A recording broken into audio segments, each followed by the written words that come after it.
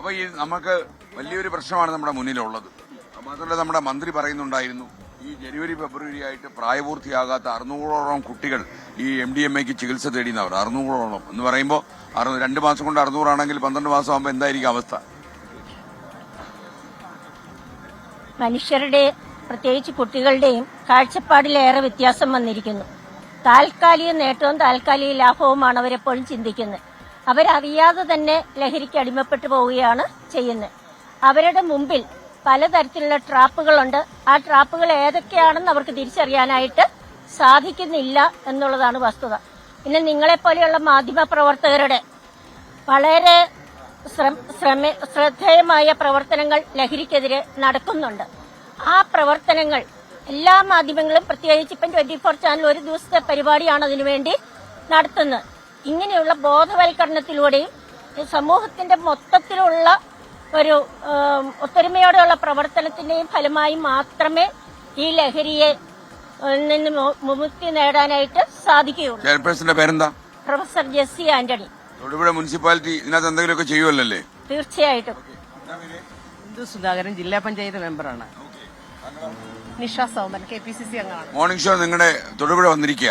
എന്താ അതിനെ കുറിച്ച് പറയാനുള്ളത്? ലഹരി ക്യാമ്പയിനിങ്ങുമായിട്ട് ആര് വന്നാലും സ്വാഗതാർഹമാണ്. അതുകൊണ്ടാണ് രാവിലെ തന്നെ ഞങ്ങൾ ഇവിടെ എത്തിച്ചേർന്നത്.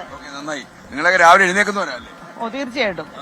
അത് സന്തോഷമുള്ള. നമ്മൾ ജില്ലാ പഞ്ചായത്ത് ഈ വർഷത്തെ ബഡ്ജറ്റില് ഞങ്ങൾ 25 ലക്ഷം രൂപ നമ്മുടെ ബോധവൽക്കരണത്തിന് വേണ്ടി മാത്രമായിട്ട് മാറ്റി. അതൊന്നും തികയത്തില്ല. ഇപ്പോ പിള്ളേർ അത്രയും കൂടുതലായി കഴിഞ്ഞു. ശരിയാണ്, തീർച്ചയായിട്ടും അതെ.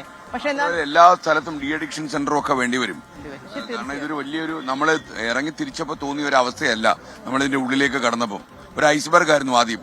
അതെ അതെ, മഞ്ഞു മലയാ. തീർച്ചയായിട്ടും. അതെ അതെ അതെ, തകർക്കപ്പെടണം. നമ്മുടെ കുട്ടികളുടെ കാര്യം പ്രശ്നമാവും. ഹലോ ഓക്കെ, ആയിക്കോട്ടെ. സന്തോഷം. അങ്ങയുടെ പേര്? എന്റെ പേര് ആമ്പൽ ജോർജ് എന്നാണ്. ആമ്പൽ ജോർജ്? അതെ. ആമ്പൽ ജോർജ് എനിക്ക് സ്റ്റുഡിയോ ഒക്കെ ഉണ്ടായിരുന്നു. സ്റ്റുഡിയോ. ഞാൻ ഒരു പൊതുപ്രവർത്തകനാണ്. ചെറുപ്പകാലം തൊട്ട് ഒത്തിരി സന്തോഷമുണ്ട്. നിങ്ങൾക്കെങ്കിലും ഇങ്ങനെ തോന്നാനും ജനങ്ങളിൽ ഇറങ്ങി പാവപ്പെട്ടവന്റെ വികാരങ്ങൾ മനസ്സിലാക്കാൻ. സാറ് നടത്തുന്ന ഈ പ്രോഗ്രാമിന് മർത്തിന്റെ സോസിന്റെ എല്ലാവിധ ഭാവങ്ങളും. വളരെ സന്തോഷം. Thank you.